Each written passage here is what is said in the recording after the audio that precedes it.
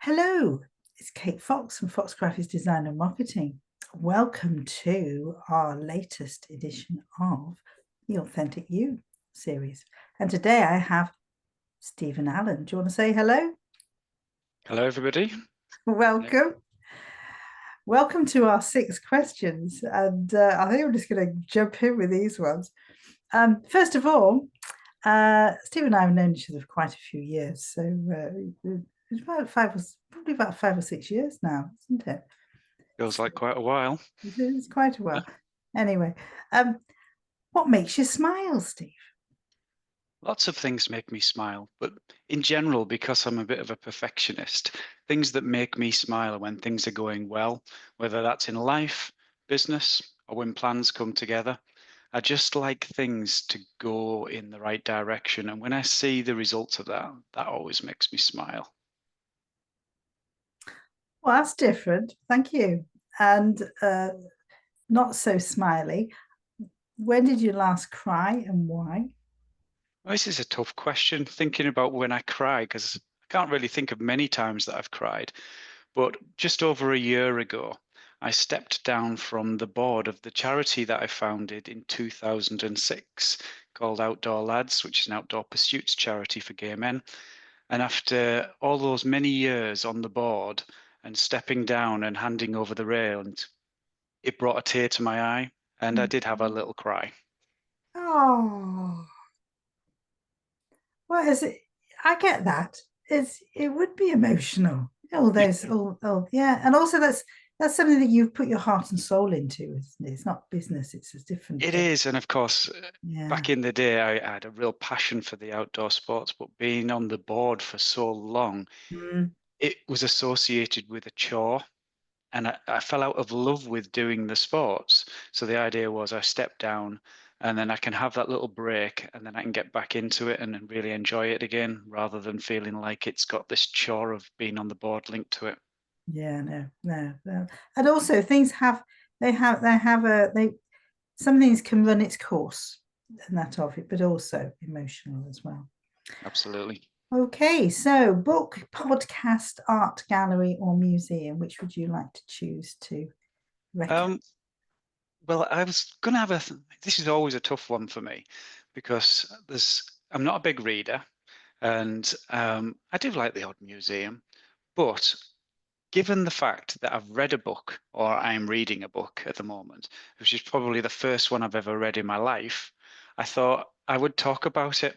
And that book is this one here. Uh, Ah, and it's because I'm dyslexic that I've never been a big reader.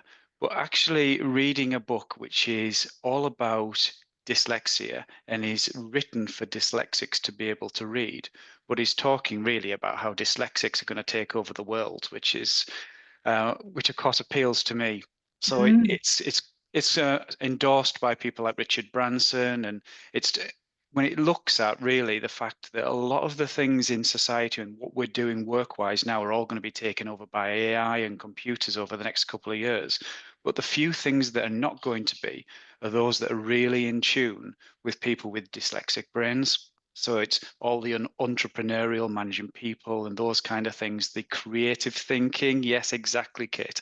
So I agree. really, it's an amazing book. I'm not through it yet, but I'm really enjoying it, and I would definitely recommend it. I'd like to read that.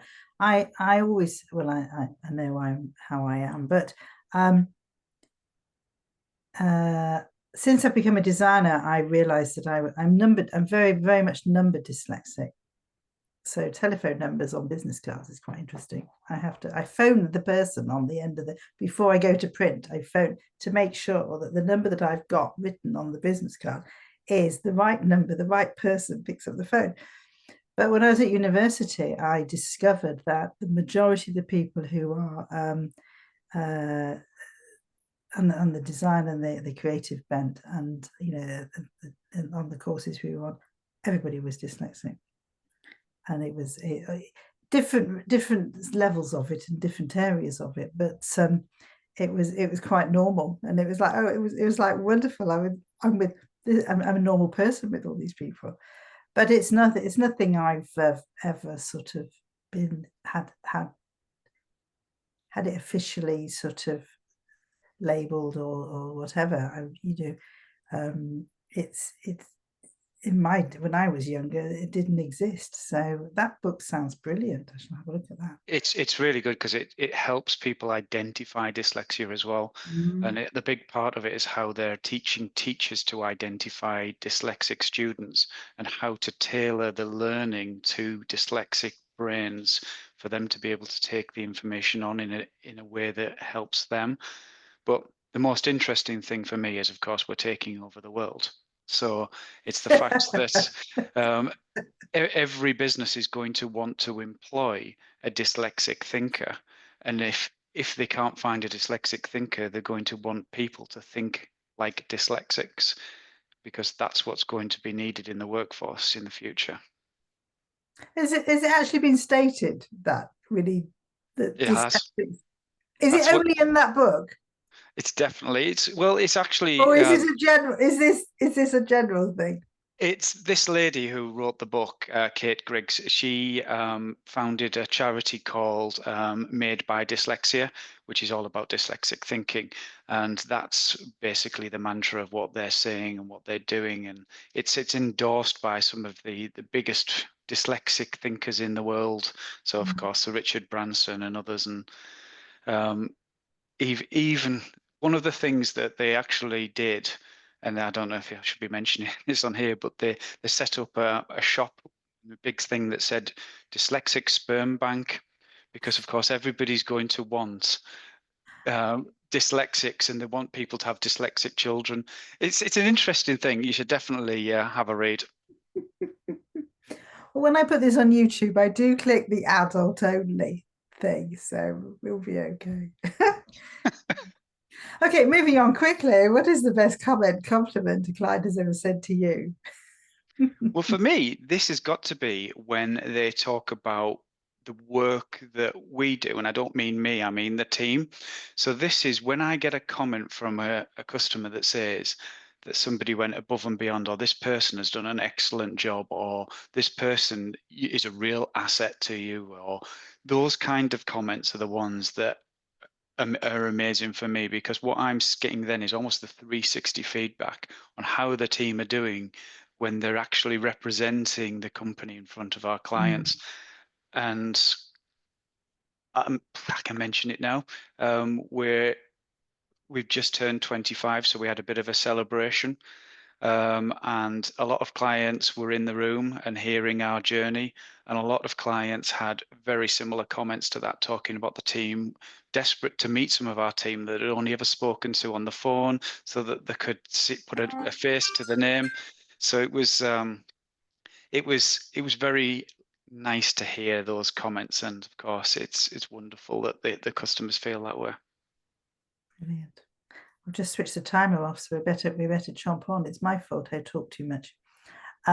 Why should your ideal client customer work with you?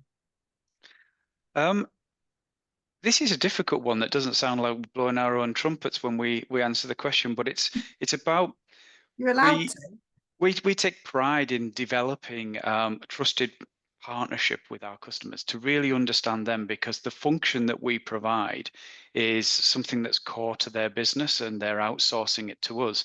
So we really need to understand their business, and they really need to trust us that we're doing the right job by them and not taking advantage of them, not trying to sell at every opportunity, but in some cases actually talking them out of spending money and doing Mm, things right, and making them feel comfortable and secure that everything's in order for them in their business and the service that we're providing alongside. brilliant.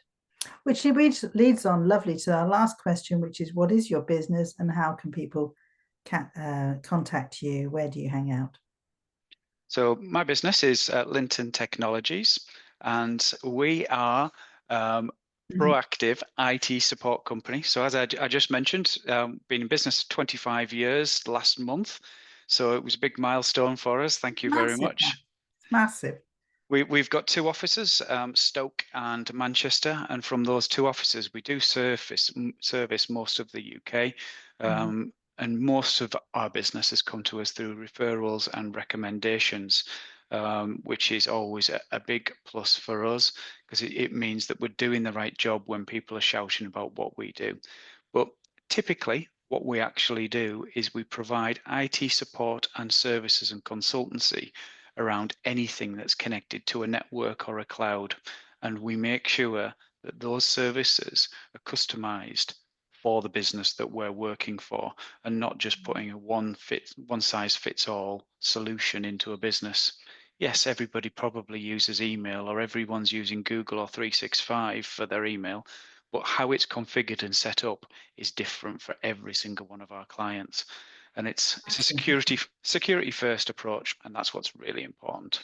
Yeah, And if cool. people want to contact us, Mhm. that's dead easy. Our website is linton.co.uk, and that's LINTEN.